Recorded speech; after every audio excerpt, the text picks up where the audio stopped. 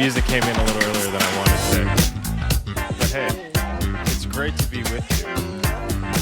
Oh yeah. Got a lot to talk about today. A lot to talk about. But the first thing we have to talk about is that we are at episode 10, a major podcasting milestone. Ladies and gentlemen, my name's Nathan Hawthorne. I'm here with Jarod McElroy. This is the KYP podcast, aka Know Your Personnel, where we break down the biggest and best sports news, bring to you our takes that maybe you don't like, maybe you do, but we're going to bring you the honest truth. This is the 10th episode of KYP, aka Know Your Personnel. Did you know that puts us in the 90th percentile of podcasts? Most hardly make it past 1. Most never start. Few make it even past 3. That's considered the dead zone. Here we are at 10. So thank you. Thank you to all of our fans. And the train ain't stopping. And it ain't stopping anytime soon. So thank you to our fans, our millions of fans out there who are supporting the pod. We appreciate you more than you know. Thank you so much for tuning in to episode 10. We hope you tune in to 11 and 12 and 13, on and on and on till we wrap this thing up when we are well into our 50s. So with that said, episode 10, Jarod, what are we breaking down in KYP today? We're going to wrap up the Masters. It was a great weekend. So we'll talk about what we saw, talk a little bit about what we anticipated going into the week. You know, we were right on a couple things, wrong on a few others. So, and then very minimal NFL news. And then kind of wrap it up with just a little bit of the NBA play-in as we're kind of approaching this week. So we'll touch on a little bit of everything, but the bulk of it is going to be this last weekend. And I got my Masters green on still just to make sure, you know, we send this off right. So you want to just start with the winner, Rory McIlroy, bringing it back to back? Let's get right into it. And I'm just going to interject my opinion right away. I'm not even going to give you the chance. Let's hear it. Rory McIlroy should not have won the Masters. He should have dominated the Masters. The fact that he only won by 1 stroke and bogeyed 18 to do so, extremely disappointing. This guy is talking about Augusta essentially being his home course, playing a bajillion times up until, or the leading up to the Masters, skipping the previous events and tournaments, getting ready, talking to the chairman, how's this course going to be set up? What are the conditions going to look like? Come on, cousin. He should have won by more, but in all honesty, you got to tip the cap to Rory. Extreme resilience throughout the tournament. A few other guys were up there and kind of faded away, which we'll get into, but impressive stuff from Rory to bounce back in that final round, and particularly on the back 9 to get himself a second Masters victory going back-to-back. I thought it was pretty impressive. What say you? Yeah. I mean, yeah, he did the bulk of his work on Thursday and Friday, going 12 under.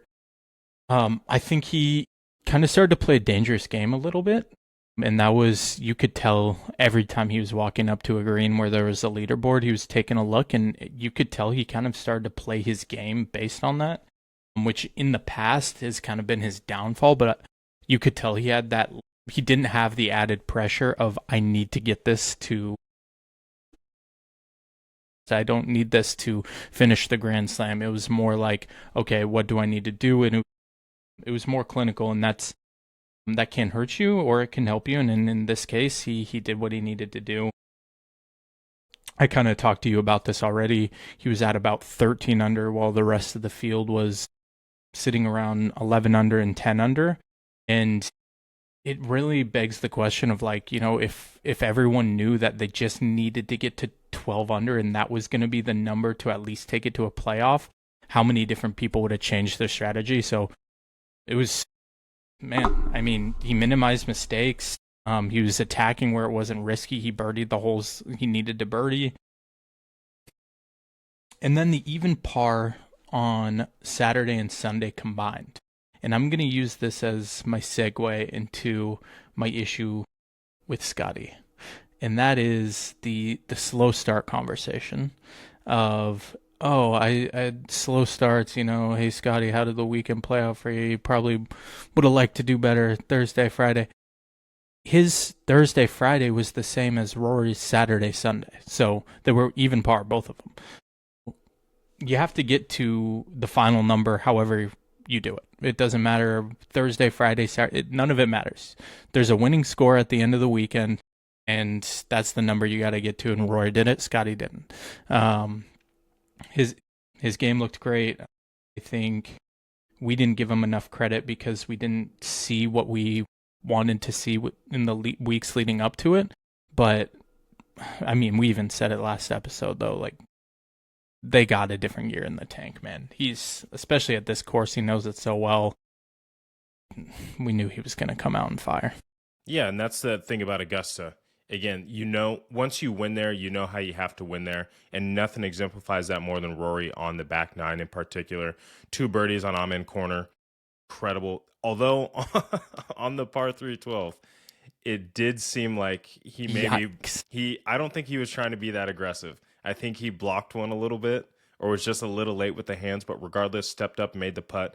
And then on 16 and 17, in some awful positions, everyone was thinking there's no way he gets up and down. 18.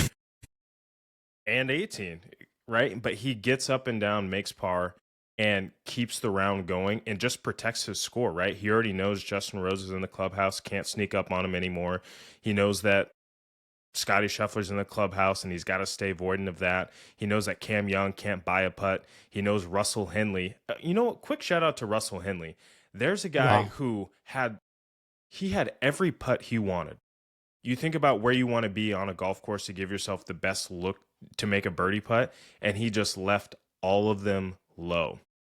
But shout out to him. He's a guy who's played some incredible golf over the past couple of years and could win a major. Something like the Open where it's not as much bomb and gouge, but you got to have a little bit more creativity and putt well. I think that he's a guy that could do it there. Anyways, going off a little bit of a tangent there, but yeah, Rory again played the back nine great. Scottie only hitting 10 greens on Friday kind of killed his ability to ultimately win the golf tournament. He only had 4 birdies on the par 5s. Did he also have 2 eagles? Yeah, but Rory also had 10 birdies on the par 5s. And that's without hitting the fairways, and he's still making ways to do it. So at the end of the day, we talked about, you know, your par 5 scoring average and going out and getting the birdies that are going to be available to you at Augusta. The par 5s are the biggest place to do it. And he just was unable to get that done. Yeah, and honestly, this is why I'm like, I'm sick and tired of the Thursday, Friday conversation, because come Sunday, it was anybody's game. That's how it was. He was only 4 shots back the lead, and he did not do what he needed to do on Sunday. Regardless of the 3 days prior, he shot 4 under, but that's not what he needed to do to win the tournament or even take him to a playoff. In the final round, let's see, I had him at 27 putts is what I ended up counting. And that means he had 9 1-putts, but he only had 4 birdies. So that's more indicative of him scrambling around, chipping a lot at holes and tapping in for pars and not giving himself good enough birdie looks. And of the birdie looks he had, we talked about it going into last week, he's not giving himself good birdie attempts that are, you know, those 10-foot and in range, even 15 feet and in range, which, I mean, at Augusta is few and far between. They're hard to come by, but yeah, man, I think you can erase the 3 days. That doesn't really mean much to me. It's a race. I get it. It's a long race. It's a marathon. You could have done things better this day. Yeah, exactly. Yes, marathon, not a race. Exactly. But when it comes down to Sunday, the dogs show up. The people who are going to go get it done, go and get it done. And he did not get it done. So I'm tired of his excuses. I don't know if you saw that. He's chirping in the media again. And trust me, I want to root for the guy. I want to root for him so badly. But when he comes out and saying, oh, I wish Friday afternoon's conditions would have been the same as, you know, some of the conditions on the other days, didn't seem fair. Yes, I don't want to hear it with the fair and not fair, man. Go play better. Play better. I think what you talked about, both Scottie and Rory kind of flip-flopping when they had their lackluster rounds. Yeah. Or essentially playing even par. You think about Cam Young, same deal. Starts Thursday 1 over, ends Saturday 1 over. In Sunday 1 over. But in between, played some incredible golf. But then on Sunday, it just never seemed like he was sharp enough. I think you can say that for both him and Justin Rose. Justin Rose obviously surged a little bit there, but then fell apart the first part of the back nine. But yeah, just two guys that when they would hit great tee shots, but when they needed that extra ounce of focus on that approach, wasn't there. More so for Justin Rose and Cam, and then Cam just couldn't buy a putt. He just could not get one to drop, and you start chasing. It was painful to watch. It was so painful to watch. And while watching that broadcast, it just kind of felt like what we're alluding to. Nobody went out and got it. Nobody said, I'm going to go crazy deep today and get this win. I mean, it's going to be hard to do. Sunday at Augusta, you can tell that they did not water the greens really at all. They let those suckers dry out. But man, I would have loved to have seen, like, think about Scottie's putt on 17. That thing was drip. Also, how awesome was that camera angle? They just give it to you straight downhill, and you're thinking, this thing's got to stop short, right? And it just keeps inching its way to the hole and just wiggled its way out. Man, it always delivers in terms of entertainment. The storylines, reporters asking terrible questions. That was hilarious, though. Yeah, and it was a bad question. It was, but that's exactly what I mean, man. Him in the media these days, get him away from a microphone when he's still in the heat of the moment. I can't do it because it's really not looking good. Yeah, how are you to have done, what you're going to do? That was a terrible question. Yeah. To touch on Cam Young a little bit too. Yeah, I mean, dude, his putts weren't even bad though. If you go back and watch the round, like he was rolling the rock, they weren't dropping. And all you can do, I mean, we all know. We all play golf. We know how it is. You pick a line, you commit to it, you hit it, and you try and match the speed in the line, and either you get them both right and it goes in, or you get them both wrong and it goes in. Those are the only two options. And some days they just aren't falling. He had 32 putts, only 4-1 putts on the whole day. And that's tough. And also, not to mention, he hit 13 greens in reg. So like that's painful, man. Like that shows how many opportunities he had at birdie. And yeah, some of his shots were, in terms of proximity to the hole, were a little bit further than he probably wanted. But with Justin Rose, it was a little different of a story. His whole game seemed out of whack. Like Cam didn't seem like sharp, but like he was still sticking around. Justin looked really good, and then all of a sudden he just was really bad. I don't know what happened. Yeah. Or what, if it was something got into his head or what, but I think he was what, either 10 or 11 under on 13, has an eagle look, 3 putts for par, and that's really kind of where everything turned for him. And all of a sudden he wasn't in the running anymore. And that's after he bogeyed 11 and 12. 11, he's in prime position, flares it out right out of nowhere, and then can't get up and down. And initially you're thinking, oh my gosh, like attack mode, he's actually making a charge here. And then 13, what did he do on 13? Did he send it long, I think? He sent it long and left, and then he duffed his chip shot. Oh, yeah, you're talking about 12. 12, did I flip-flop him? Yeah. Yep, there we go.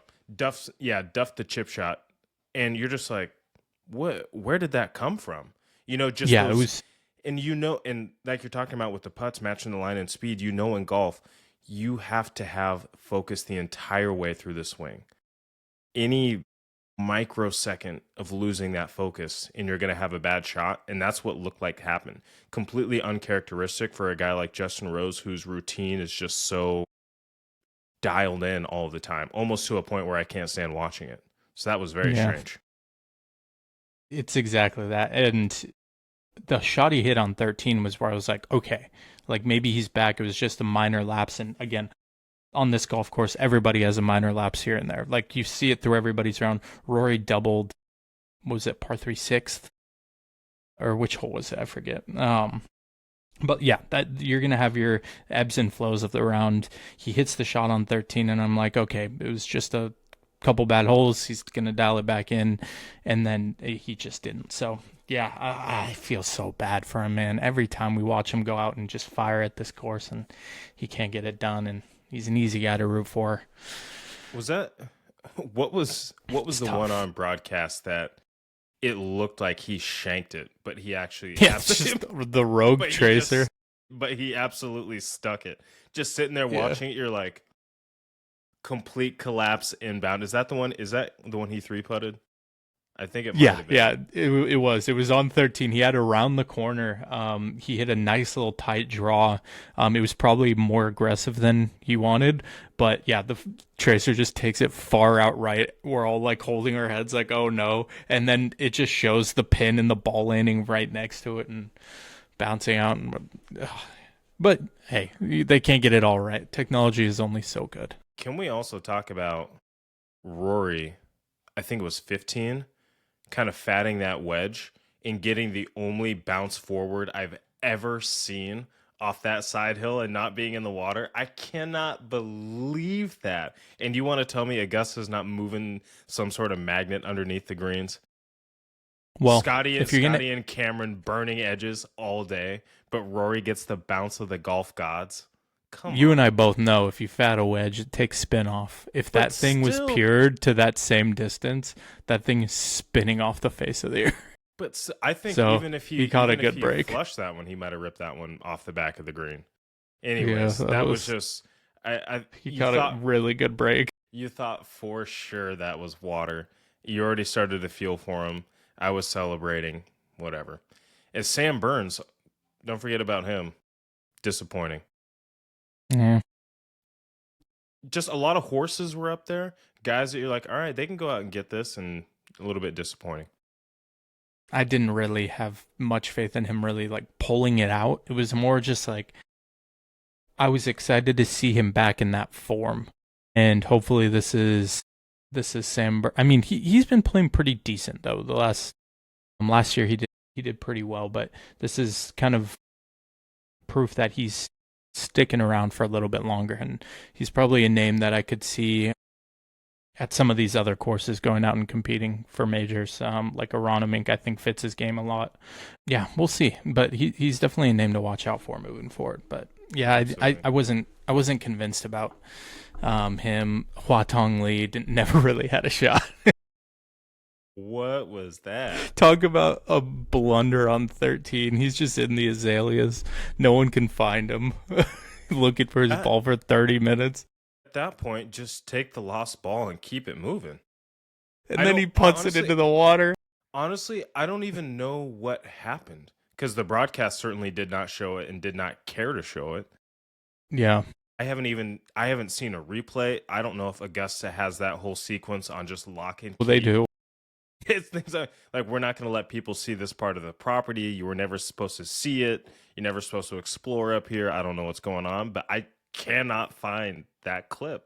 I'm gonna have to search a little harder. They're not in the business of embarrassing golfers, so they're like, let's not show this. But they had to show him putting it in the water. That was last thing. And speaking of not showing, what was going on 18 with in regards to Rory and Cam? Where were their golf balls? Rory hits that high draw. Yeah. Camera doesn't know where it finished. It's looking around. We don't know where it's finished. Announcers don't know where it's finished.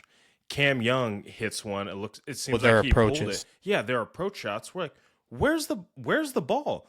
Nobody's mentioning it. There's no camera zooming in. They finally find a ball in the bunker. They don't say whose it is. I'm like, what's going on? Can somebody tell me what the stakes are? Who's getting up and down from this bunker?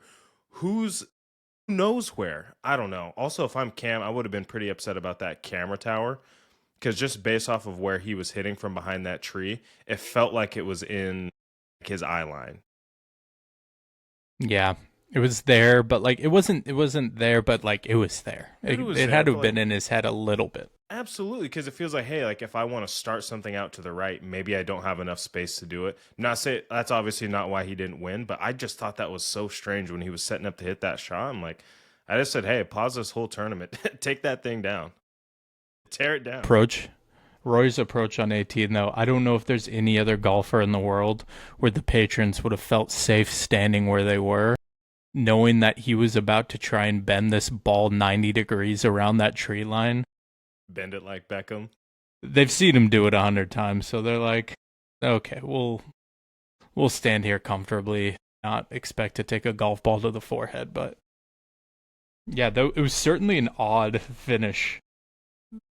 And things got really shaky there for a minute. But that's what I'm saying. Like, if somebody would have just, if Scottie would have made one more putt, if Cam Young would have had two more putts drop, anybody got to that 12 under number, I think Rory would have been sweating that situation even harder than he already was.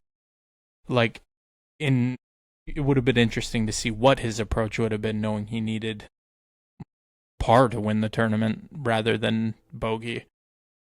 But knowing that double bogey would have lost him the tournament, that's where I'm like, if somebody would have just came in that 12 under number, it would have made things far different. But it would have changed a lot. Yeah, and we didn't even talk about Cam Young bogeying 6, 7, and 9 to close the front. Yeah, I mean, he's got to be kicking himself. Because he's probably sitting there thinking, because Rory had fallen off at that point. It looked like Rory was out of the game. Head case, done, gone. Man, you can only talk about it so much. But that's a bit of the ebbs and flows we were talking about with Augusta. Is that was his bit where he kind of, you're still playing the course at the end of the day. Like, it's still you versus Augusta. So he kind of had a lapse in focus for a minute, and then, I mean, he fired off. It was a straight up even par on the back, right? Like, really gritty. Really God, gritty. it's tough, man. It was. Okay, sweet. We made a few guesses last week going into the weekend, and our picks were close. I mean, you had Cam Young, and he was right there all the way till the end of it. Tommy, he was there. He was right there. He was right there. He Jason was lingering. Day, Patrick Reed. I know you love Patrick Reed. But you weren't wrong. You weren't wrong about the Patrick Reed pick. I was not happy to see his name up there, but you weren't wrong about it. What I did learn about Patrick Reed this week is he gets a lot of credit for being a Georgia Bulldog. He was kicked off the team for cheating, alcohol. Not sure exactly what it was. There was a number of reasons. And then he went to Augusta University with his home course being Augusta National or Augusta State, whatever it was. Thought that was pretty interesting. No wonder he loves it out there. Between him and Rory, I'm not sure who's played it more at this point. But needless to say, we had a little segment last week where I asked you about the second place finishers of, previous tournaments, and I said if we look at that list, they're all going to be up there on the big board, and sure enough, Xander was up there, Colin was up there, Brooks had a good weekend. All in all, a good weekend. Ludwig did okay. It was kind of ho-humming around. Shane Lowry, Max Homa even had a good weekend. But that's what I'm saying. The whole point of all of this is to say, when it comes to Augusta, you have to get some plays under your belt. And I think this was a good weekend for a lot of people. Not for Bryson DeChambeau. Chris Gotterup, however, played a lot better than I thought he would. And man, I think he's gonna stick around. I think the guy's game is sharp. I knew he never had a chance to win it or compete to really win it, but the guy's game is sharp. And if we're looking at this young core that the U.S. has to offer moving forward, I mean, Cam Young and Chris are kind of the two names that are really gonna bring this thing home for us. So I'm excited. All right, who wins the Masters in 2027? Way too early winner. Who's got it next year? I'm not sure if you saw what Fred Couples had to say about how he doesn't think that Roy's ever losing this thing again. Dude, I mean, like, if his odds, I think, are going to be in the negative next year. Come April, I think he's going to have minus odds to win the damn thing. But with that being said, if I'm not taking Rory, and then obviously I do want to make one flat-out claim. I think in the next 10 years, I see Scottie winning one, certainly, maybe two more green jackets. I think he is going to comfortably do that. So when that comes, I don't know. Maybe it's sooner than later. Maybe he has his revenge next year. I think Cam Young's going to come back hungry. I don't think he's going anywhere. This was a great week of experience for him. It was a great time to learn, and it was a great time to play with somebody who has now gone out and won it twice in a final round and compete against him. And give me Cam Young next year. He's going to be right back where he left off. I like that pick. I love that, and I love, and Fred Couples mentioned it, a lot of people have mentioned it now, the way that they have, quote-unquote, tiger-proofed the course, right? They've made the holes longer. They've changed a few things around, but large in part, those guys who aren't going to be punished for missing the fairway, for being in the second cut, but you're 40 yards further than everyone else, hitting less club in, those are the guys that are going to have a good chance to win if they have a good week driving the golf ball in terms of distance and not being too out of control. A guy that I think as they stay on tour a little bit longer and is going to get sharper that might have a chance to do it next year, and with the new addition of the spider in his bag, maybe he goes back to a blade, we don't know. Brooks Koepka, I truly think, has a chance to win at Augusta next year. He's a guy who's hung around and been around in multiple times at the Masters. And if you're looking for a guy who's sharp, who wants to sharpen his game, who wants to start closing in on his own version of the Slam, right? He's got to win at Augusta, and I think he's going to start taking that extremely serious. Between that and the Open, I think he's got a good chance to win it. His putting, he's obviously needs to get figured out, but he's driving the golf ball well. His approach game is strong, and it's just a matter of time before he gets that sharpness. I don't know if I think he might win one of the other majors coming up. I think the writing's on the wall with Scottie finishing out his Grand Slam, grabbing the Open, or the U.S. Open rather. I don't know if you've seen this whole storyline they've already put together. It's on Sunday's going to be Father's Day. It's Scottie's 30th birthday. It's Scottie's 30th birthday on that Sunday, and that would be his Grand Slam. The writing's on the walls. We all know this is a business. Scottie's going to be winning the U.S. Open. I'm putting every dollar I have on it because these stories write themselves. But I like that. Before we get into that, I will just wrap up your Brooks take. I like him at the PGA Championship. That's always a tournament. And I know I said, there's a few names we'll be looking for. Be looking for Brooks at Aronimink for a real shot at bringing it home for his newest major. His fourth PGA Championship, that'd be impressive. I like that for Scottie. I also like Cam Young getting the U.S. Open. It's at Shinnecock. It's up in New York, where our boy Cam Young is from. I like it. I like it a lot. Hey, and that could be his major. That could be his first Dominion really kickstart this thing for him. But man, we know how these leagues are with their storylines. I don't know. But I do love the way they write them. Keeps me watching TV. Let's pop into some NFL news. We've talked the Masters to death already here. Yeah. The Eagles Let's do it. have acquired Dontavion Wicks from the Green Bay Packers. You mentioned that you've got an opinion on this. I want to hear your take on this. I feel as though a lot of the time when people are making big moves like this, they go and get a Wicks to add to a receiver room that they already have. AJ Brown they already have. Devontae Smith they already have. Hollywood Brown now that they just acquired. I believe they got one other person. I can't remember. I was looking at it earlier. But needless to say, when a team's making big moves like this, big aggressive moves, they go and get a Dontavion Wicks to round out the room. I feel like fans fall in love with the idea that they're bolstering up this incredible team, this aggressive team. They're going to go out and get it. Let's not forget that AJ Brown was upset with this team for not getting targets. I think AJ Brown's on the move. I think this is more the Eagles are fixing a problem that they know they're about to have because they know he's on his way out. So, and I thought the same thing. I fell victim to this with Jalen Waddle. We go and we get Malik Willis, and I'm like, we have a couple weeks where we're like, all of a sudden, Jalen Waddle has someone to throw him the ball. And I'm like, sweet, our team actually doesn't look that bad. Next thing you know, Jalen Waddle's out the door. He's gone and he's in Denver. So I think it's a bit of the same of like you fall in love with this idea of, oh my God, they really are rounding out the roster. Things are looking good. But I think it's more they're getting ahead of a problem they know they're about to have. And draft capital doesn't mean much to them right now because they know they're going to get assets back for A.J. Brown.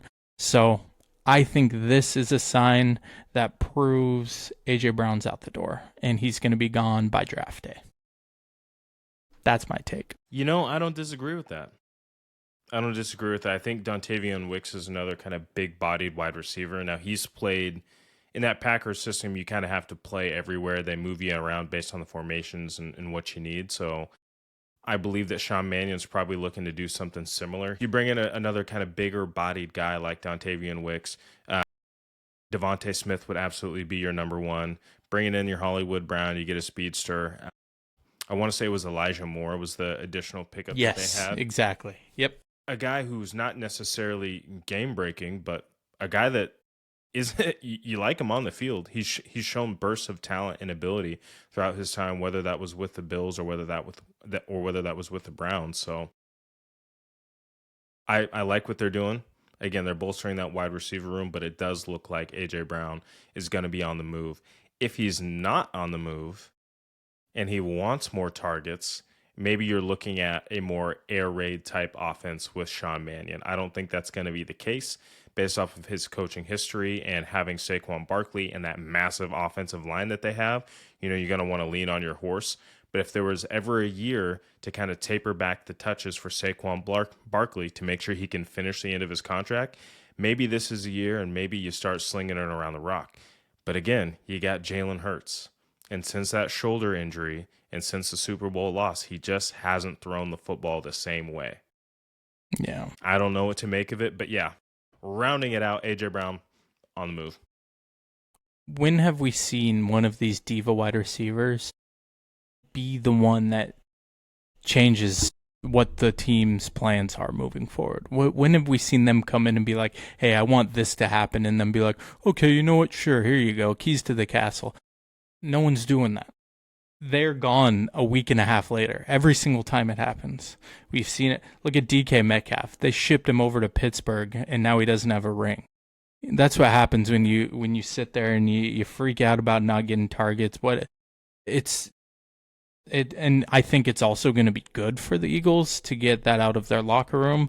And it's not saying anything bad about A.J. Brown himself. It's just this isn't the situation for him. Sometimes two sides just, it's better for both of them to move on from each other. So maybe A.J. Brown goes into a new system where he gets exactly what he's looking for. And he's a high volume guy. He's one of the best receivers in the league. We've seen it when he does get the volume.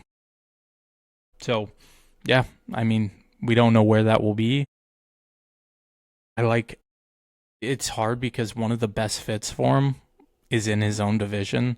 I think if he was to go to Washington and go opposite of Terry McLaurin, I think that'd be a really good spot for him with Jaden Daniels coming back. But just like a team like that where he can really flourish, still be your, quote unquote number one guy. It'll be interesting to see where he goes and what they get for him at this point.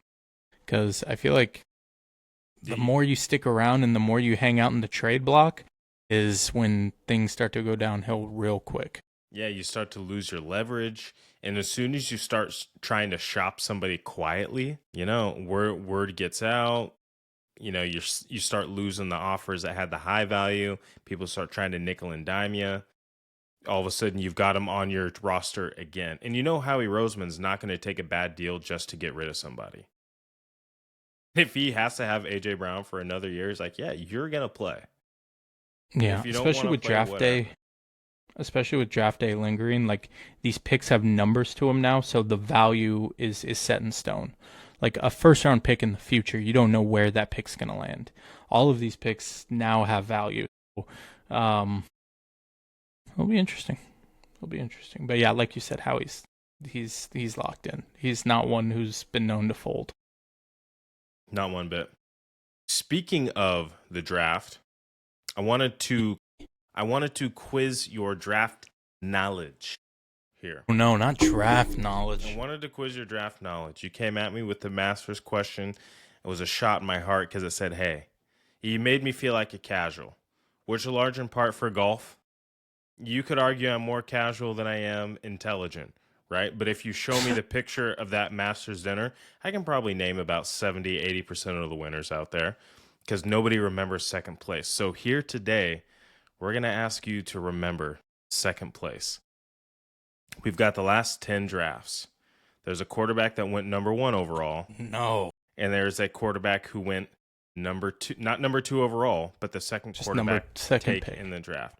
So George, who was, wow, let me reset this question. Who is the wow, let me reset this question again. Get it out, pal. Let's go. Let's do this thing. I'm ready.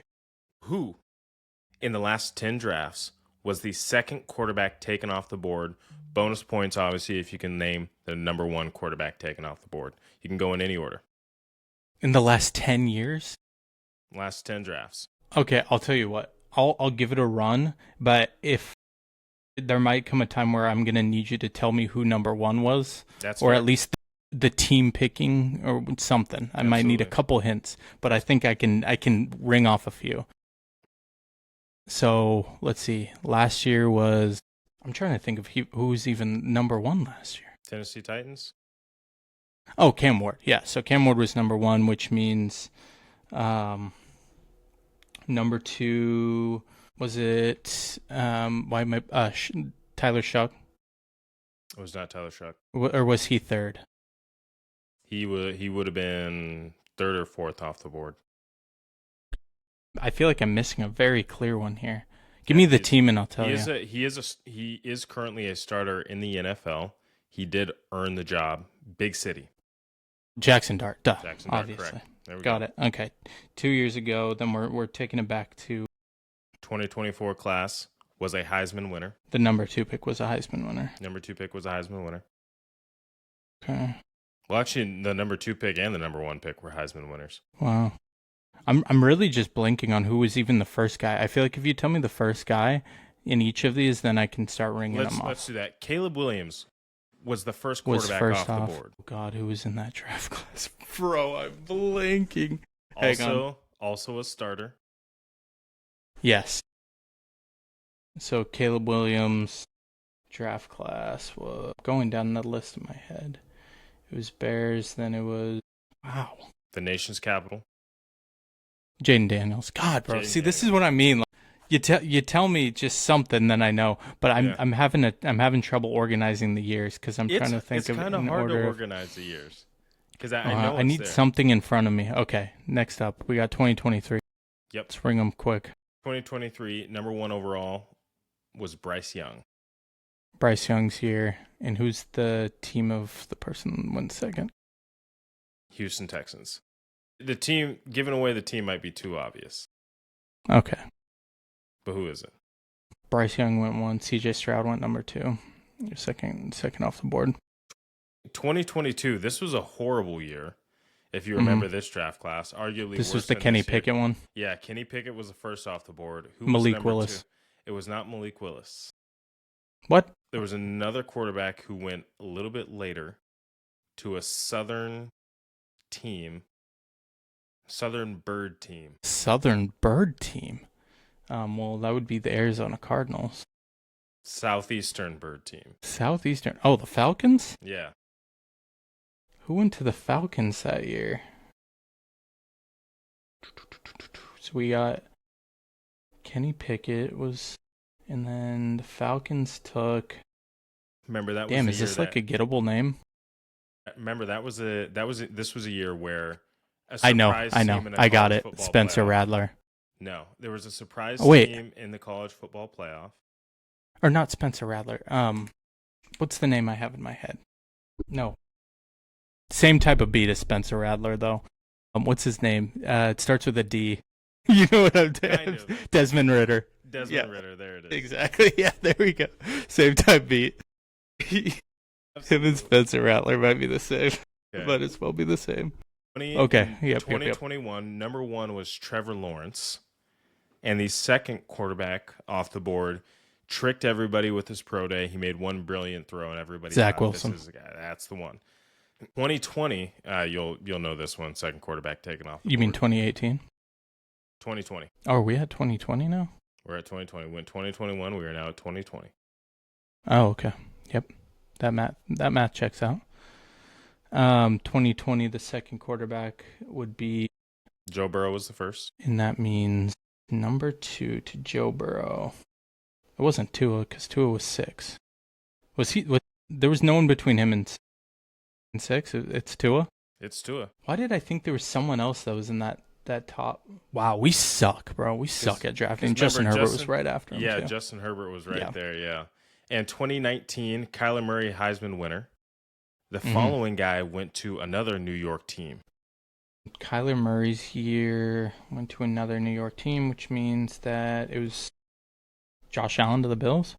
Mm-mm. Or no, he was further back. Or a further pick back. Kyler Murray's year. Big body guy, New athletic. York team. Brian Daboll tried his best to save him. I got it. Danny Dimes. Danny Dimes. Yeah. And we'll go Hey, big guy. We'll go one more here, because this one I think is interesting. The rest aren't really that interesting. We're gonna back it all the way up to 2015. Okay, we're gonna go all the way there. Marcus Mariota. Yeah, you got it. I already knew it. Wrap that sucker up quick. I got a lot of those ones like in the chamber ready to go. That's a class where it was Jameis number 1 overall. Yeah. And then in 2018... Just out of curiosity. Yeah, go ahead. Yeah, 2018, Baker Mayfield was number 1 overall. Yes, that was the year that Lamar went to 30, so he was not it. It was Baker number 1 and... Was it Sam Darnold? Yeah, newly minted Super Bowl champion Sam Darnold. Okay, got it. 2017, Mitchell Trubisky went, what would that I remember this 8 one or all 9, too well. I believe. And then that was followed by who? That's a good question. I'm going to need the team, and I'll be able to tell you. All right, we're going to just ignore that you need the team to know who was drafted after Mitchell Trubisky. I don't remember. Oh, Pat Mahomes. There it is. Yeah, that's right. Yeah. I always forget that was the same class, bro. I always forget that that's the same class. It feels weird. And then 2016, you had, these are both 2 big body pocket guys. One had a career revival, one did not. Jared Goff was number 1 overall and 1 off the board. And then we had who at number 2? Yes, it was Jared Goff at 1, and it was... Should have been Super Bowl champion. They built a statue of the other guy instead of him. Carson Wentz. And that wraps up the segment, Nobody Knows Second Place. I think that should be a segment name. Our staple segment, Nobody Knows Second Place. We're going to come up with I knew them all. It was organizing. If I had hard. some sort of graphic in front of me, then yes, maybe. But yeah, I like you're gonna remember who took second place at this year's Masters. I'm gonna remember who took third place. That's for sure. There's like 900 dudes that took third place. I wonder how they split. I actually wonder how they split up all that money. What do you mean? So you have you have your earnings, right, for the purse. Right. But then when you have a bunch of guys tied for third, it affects how much third place gets and then how much everyone else underneath gets. So I wonder what the payout was for third place this year. Is essentially I believe there's just a tiered list based on percentiles, and there's a whole math system to this. I want to say they won like they won a good chunk of change. A few $100,000 at least. I want to say $500,000. Let me see here. Because I was looking at it earlier, and the main reason I was looking at it was I wanted to know they won $1 million. Yeah. Yep. They won $1 million. The reason I was looking at the purse really hard earlier was because I wanted to know what would have happened if Hao Tong Lee would have just shot even on the day, how much money he lost. God, was it a lot of money, man. Like $900,000. Or he more. Lost a lot of money. Or more. That is brutal. I know, I felt terrible. But, yeah. I mean, shout out to Charles Schwartzel, earning a cool $52,000 just for making the cut. What a great week. You get to go play an Mhm. awesome golf course, rake in 52 racks. Probably just pays for everything he needed for the month, but that's fine. He's got enough Yeah. money at this point. He's won enough on tour. Okay. NBA. We're just gonna very quickly breeze through this. We're getting ready for the playoffs. I think we finally have some matchups locked in. The play-in should be exciting for us. We finally get to watch. You can't call it playoff basketball in Portland, but if they win tomorrow, it's playoff basketball. And it's been a long time since the Blazers have even sniffed being in playoff basketball. Things went downhill tragically. So as a fan, it feels good. It's a surprising end to the season.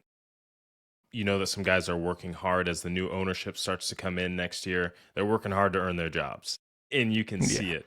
But again, I find the play-in so interesting because 7 and 8 play for the right for the 7 seed to go get mollywopped by, or I'm sorry, for the 7 seed to go get mollywopped by the 2 seed, the Spurs. And then if you lose that game, then the winner of the 9-10 game comes to play you, and then you play for the right to go get clapped by the Thunder. At least in the Western Anything Conference. can happen. Like, that is tough. Anything can happen That in is the tough in the playoffs. Western Conference. Clippers, Warriors at the 9-10 game. Suns, Blazers at the 7-8. Over to the east side, you've got the Hornets and the Heat at your 9-10 game, and then you've got the Sixers and the Magic at your 7 and 8 game. If I'm the Celtics, I don't want to match up with the Magic whatsoever.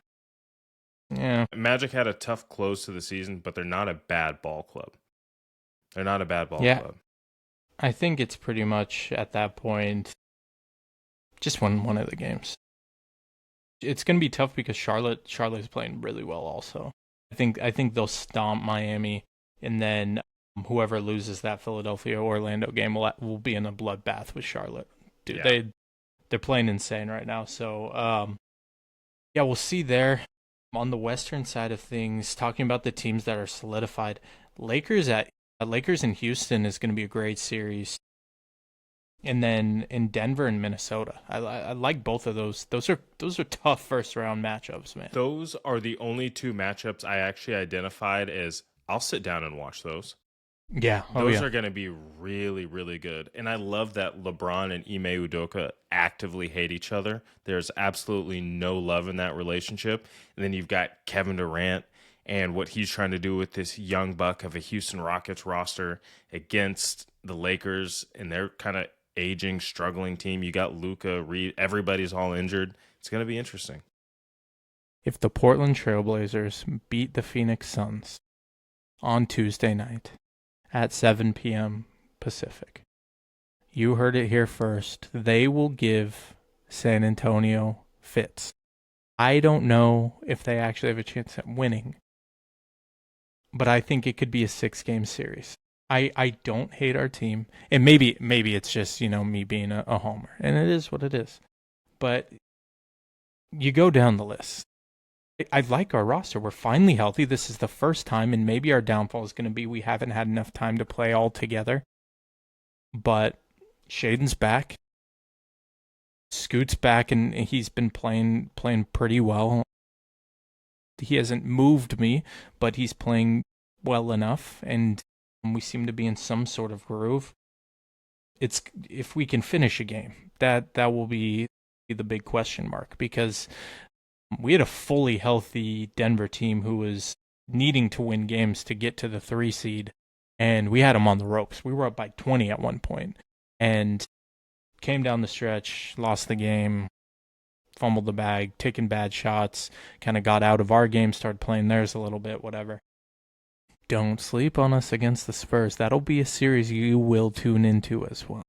I'm concerned about our offense, and I love Denny, and I love Jeremy Grant if he's healthy. I don't feel like we have enough consistent offense, and we don't have a playoff type basketball go get a bucket guy. As much as I love Denny, we just don't have. Well, Denny's that guy, but the problem is you need people around you. Yeah, but I don't think he's playoff basketball the guy. There's regular season guys. I don't think he's playoff basketball. I'm going to put this team on my back and score 14, 15 in one quarter and keep us in it and maybe stretch this thing out. I don't think he's got that kind of gas in the tank. That's no disrespect. I hope he does. I want him to. You know I want him to. I would love for him to have it, but I'm just concerned. All right. And then on the East Well, 10 of those points will be free throws, but he can do it. And then on the East side of the bracket, though, you want me to tune into Cavs, Raptors, Knicks? I won't. I ain't doing it. Nope. I got stuff to do. It's not an East-West thing. There's nothing exciting about that. Even looking at the second round, let's assume chalk, right, in the first round. Let's assume 1, 2, 3, 4 all win. That leaves us with Boston, New York. Great series. I'm not as sold on Boston, and I think New York will...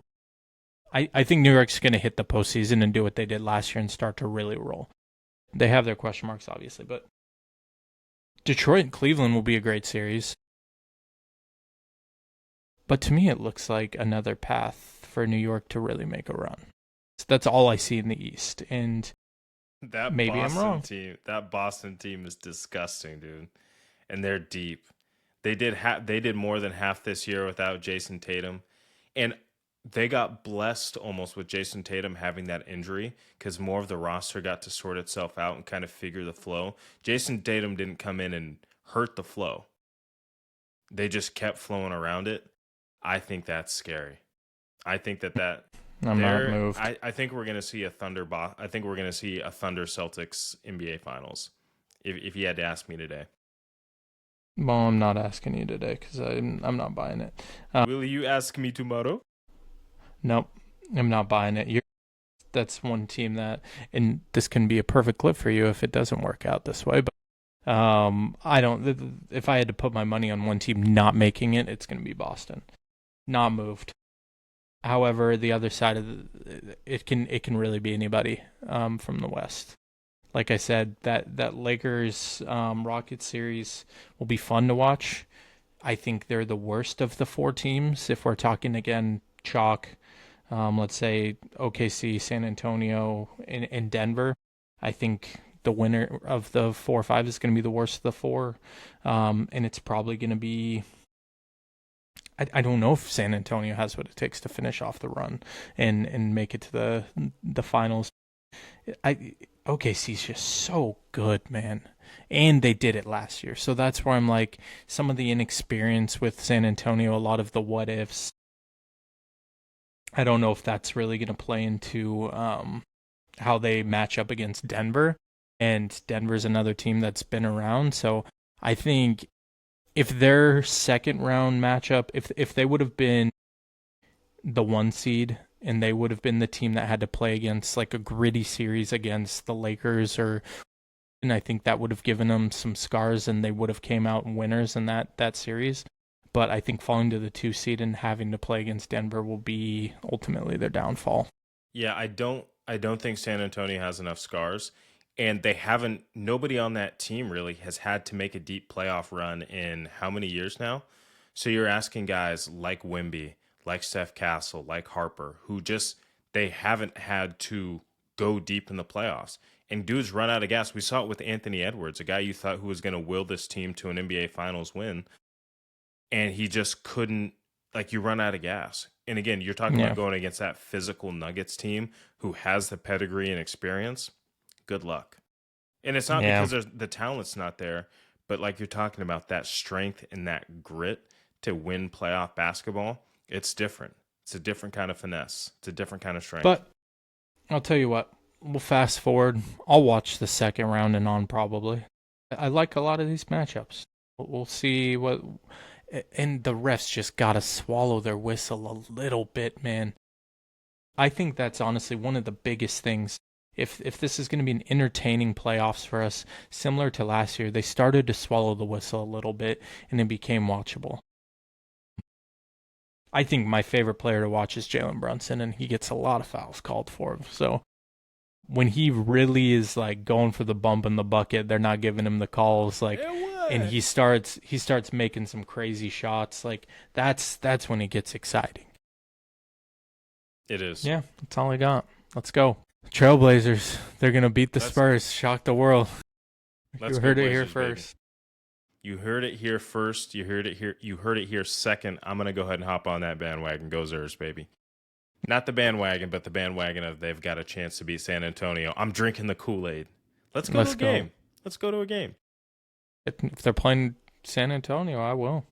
If they're playing Oklahoma City, I absolutely will not. We will not win a single game. There'll be 4 games, and we're out. That is not a team we match up well. Isn't Chet your favorite player? Absolutely. And ladies and gentlemen, that's going to do it for episode 10, the milestone episode 10 of the Know Your Personnel podcast, a.k.a. KYP. I'm Nathan Hawthorne. This is my co-host, Jarod McElroy, and we will see you guys on the next one.